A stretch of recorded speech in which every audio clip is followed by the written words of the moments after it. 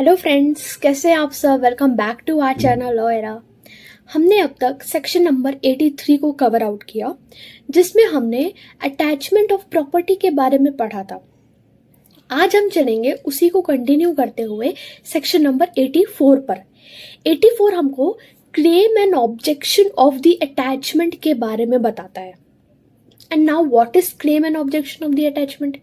इसका मतलब कि जिस पर्सन के अगेंस्ट अटैचमेंट ऑफ प्रॉपर्टी का ऑर्डर निकला है, अगर उसको कोई भी ऑब्जेक्शन है इस ऑर्डर से, तो वो क्लेम कर सकता है विद इन 6 मंथ्स।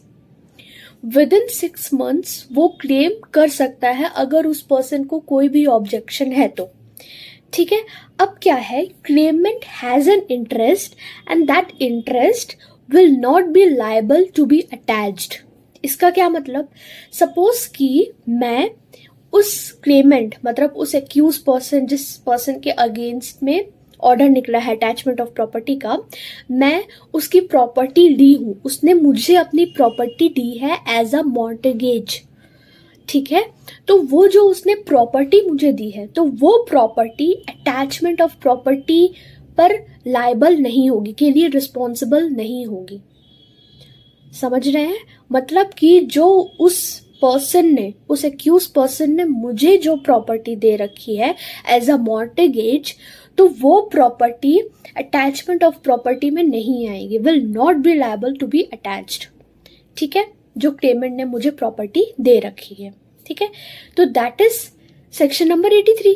और इसमें एक और चीज बताया है, सपोज कि अगर उसको कोई भी ऑब्जेक्शन है, तो वो 1 साल के अंदर अगर वो कोई भी अपना ऑब्जेक्शन क्रिएट कर रहा है और अगर कोर्ट उसको डिसअलाउ किया, उसको अलाउ नहीं कर रहा उसका ऑब्जेक्शन, तो वो सूट भी फाइल कर सकता है वो पर्सन।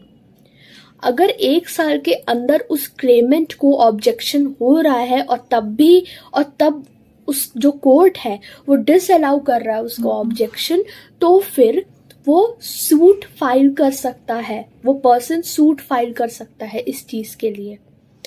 ठीक है, और अगर सपोज कि क्लेमेंट की डेथ हो जाए, अच्छा क्लेमेंट कौन, जो कि क्लेम किया है, जिसके अगेंस्ट अटैचमेंट ऑफ प्रॉपर्टी का ऑर्डर निकला है, ठीक है, जिसको ऑब्जेक्शन है इस ऑर्डर से, ठीक है, तो वो दैट इज क्लेमेंट। अब जिसने क्लेम किया है, अगर उसकी डेथ हो जाए, तो उसका जो केस होगा वो कौन लड़ेगा, जो उसका लीगल, उस प्रॉपर्टी का जो लीगल रिप्रेजेंटेटिव होगा वो भी लड़ सकता है, अगर वो चाहता है कि उसका केस आगे बढ़े तो। ठीक है, तो उसके लिए जो उस प्रॉपर्टी का जो लीगल रिप्रेजेंटेटिव होगा वो भी केस को आगे बढ़ा सकता है, अगर क्लेमेंट की डेथ हो जाए तो केस के बीच में।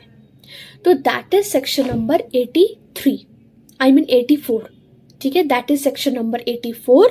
और इसमें हमने क्लेम एंड ऑब्जेक्शंस के बारे में पढ़ा, अटैचमेंट ऑफ प्रॉपर्टी का। अगर किसी को भी प्रॉब्लम है इस ऑर्डर से, तो वो ऑब्जेक्शन कर सकता है कोर्ट में। ठीक है, और अगर उसका ऑब्जेक्शन नहीं माना जाएगा, तो फिर वो सूट भी फाइल कर सकता है। He or she can file a suit also। तो that is section number 84।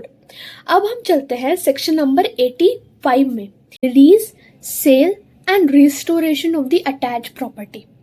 तो सेक्शन नंबर 85 में यही बताया है। तो पहले रिलीज, अगर कोई पर्सन प्रेजेंट हो गया कोर्ट में, ठीक है, तो फिर उस पर्सन पर जो ऑर्डर हुआ है अटैचमेंट ऑफ प्रॉपर्टी का, वो रिलीज हो जाएगा, वो हट जाएगा। ठीक है, तो उसकी प्रॉपर्टी फिर नहीं ली जाएगी। ठीक है, रिलीज हो जाएगी उसकी प्रॉपर्टी। फिर उसके बाद अगर सपोज वो पर्सन प्रेजेंट नहीं हुआ कोर्ट में, तो उसकी जो भी प्रॉपर्टी है वो स्टेट गवर्नमेंट के पास डिस्पोज हो जाएगी, स्टेट गवर्नमेंट के पास चली जाएगी। ठीक है, पर स्टेट गवर्नमेंट के पास चली जरूर जाएगी, पर वो 6 मंथ तक उस प्रॉपर्टी को बेच नहीं सकता स्टेट गवर्नमेंट। ठीक है, क्यों, क्योंकि सपोज पर्सन को अगर 6 मंथ के अंदर अंदर कोई उसको ऑब्जेक्शन है इस ऑर्डर से, अटैचमेंट ऑफ प्रॉपर्टी के ऑर्डर से, तो वो क्लेम कर सकता है। और जब तक उस कोर्ट की प्रोसीडिंग्स, उसका जजमेंट नहीं आ जाता, उसकी अपील नहीं हो जाती, वो जब तक नहीं हो जाता ये सब कुछ, तब तक स्टेट गवर्नमेंट उस प्रॉपर्टी को बेच नहीं सकता। अगर वो 2 साल के अंदर अचानक से कोर्ट में आ गया, ठीक है, तो अगर उसका रीज़न जस्टिफाइड होगा कि वो क्यों नहीं आ पाया, ठीक है, तो भी कोर्ट ऑर्डर दे देगा प्रॉपर्टी को रिलीज करने की। तो दैट इज सेक्शन नंबर 85, ठीक है, release, sale and restoration of the attach property, ठीक है। अगर वो कोर्ट में प्रेजेंट हो गया, क्योंकि अटैचमेंट ऑफ प्रॉपर्टी का मेन ऑब्जेक्ट ही यही है कि कोर्ट में उसको बुलाना, प्रेजेंट कराना, ठीक है। तो अगर वो खुद ही प्रेजेंट हो गया कोर्ट में, तब तो फिर attachment of property order release हो जाएगा, नहीं होगा, प्रॉपर्टी रिलीज हो जाएगी, ठीक है। और फिर उसके बाद अगर नहीं हुआ तो स्टेट गवर्नमेंट के पास चली जाएगी। स्टेट गवर्नमेंट लेकिन 6 मंथ तक बेच नहीं सकता उस प्रॉपर्टी को, ठीक है, क्योंकि अगर सपोज उस पर्सन को कोई भी ऑब्जेक्शन है तो वो क्लेम कर सकता है, और जब तक वो केस की प्रोसीडिंग्स, जजमेंट सब चलते रहेंगे, तब तक वो स्टेट गवर्नमेंट उस प्रॉपर्टी को सेल नहीं कर सकता। अचानक से अगर 2 साल बाद वो आ गया, तो फिर अगर उसका रीज़न जस्टिफाइड हुआ कि वो क्यों नहीं आ पा रहा था, तो फिर कोर्ट उस प्रॉपर्टी को रिलीज कर देगा। तो आज हमने सेक्शन नंबर 84 एंड 85 पढ़ा। 84 क्या था कि claim and objection of the attach property, ठीक है। अगर उस प्रॉपर्टी में कोई भी ऑब्जेक्शन होगा, अगर उस ऑर्डर से कोई भी उस पर्सन को ऑब्जेक्शन है, तो वो क्लेम कर सकता है कोर्ट में, ठीक है। और अगर वो डिसअलाउ किया तो वो सूट फाइल भी कर सकता है, ठीक है। ही और she can file a suit also, ठीक है, उस पर्सन के अगेंस्ट जो भी निकाला है, ठीक है। फिर उसके बाद सेक्शन नंबर 85 क्या था कि रिलीज कर देना। कैसे रिलीज होगा? पर्सन खुद प्रेजेंट होगा, नहीं होगा तो स्टेट गवर्नमेंट नहीं बेच सकता, पर ले सकता है, ठीक है। वो 6 मंथ के बाद ही बेच सकता है, पूरे कोर्ट की प्रोसीडिंग्स होने के बाद।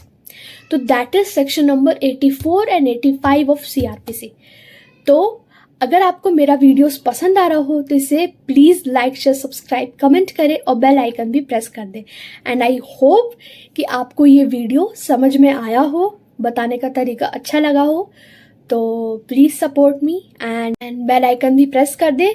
तो तब तक के लिए अपना ध्यान रखें, स्टे हैप्पी, स्टे सेफ, और मिलते हैं अब हम नेक्स्ट वीडियो में। तब तक के लिए bye bye, thank you so much.